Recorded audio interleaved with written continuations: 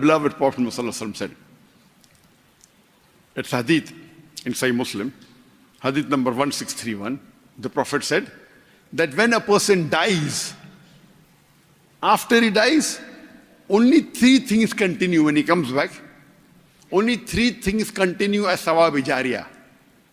Number 1 is the wealth that you have spent in the way of Allah subhanahu wa ta'ala. Number 2 is the beneficial knowledge. The knowledge which is beneficial for humanity. And number 3, your pious children praying for you. So if you want Sadaqah Jaariyah from your children, if your children are not pious and if they pray for you, no benefit for you. So if you want your children to be Sadaqah Jaariyah for you, first you have to make them pious and then they should pray for you. So it's the duty of every Muslim to see to it that they give the children the right knowledge, the right education for both the worlds, this world and the akhirah. Our beloved Prophet ﷺ said, it's hadith of Sahih Bukhari, hadith number 893. The Prophet said, every man is a shepherd. The Imam is the shepherd of the congregation. The father is the shepherd of the family. The mother is the shepherd of the children. That means each one is responsible for his flock. And we have several examples. We have several examples how the parents, how the mother saw to it that they gave the right education for the children. We have the example of the mother of Allama Iqbal. Allama Iqbal, he was a great scholar and a poet, and one of the pillars in the foundation of the formation of Pakistan. And if you hear his poetry, the way he explained the Quran and the Hadith, is par excellence.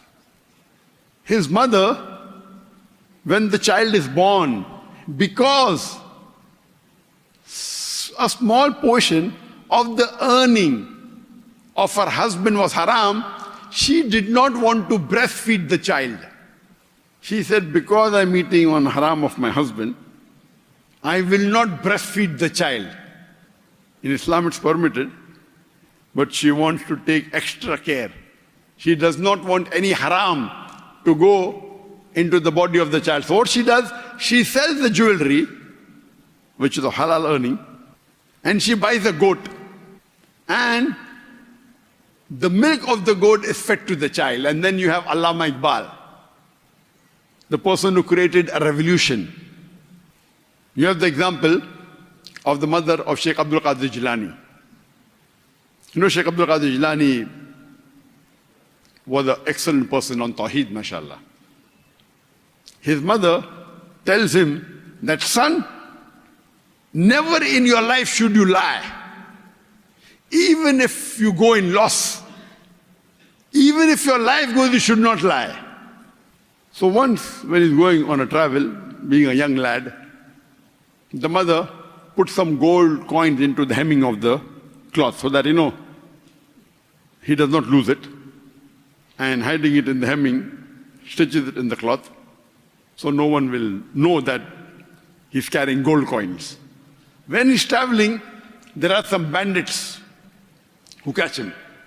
And they search him, and they don't find any money.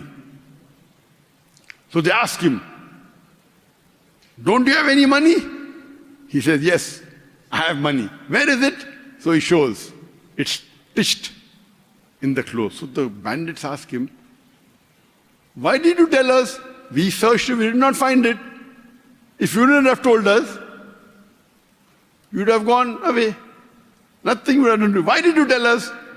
So he tells and replies, my mother told me I should never lie. Even if I go in loss, I should never lie. So the bandits were so impressed that they gave up robbing and stealing.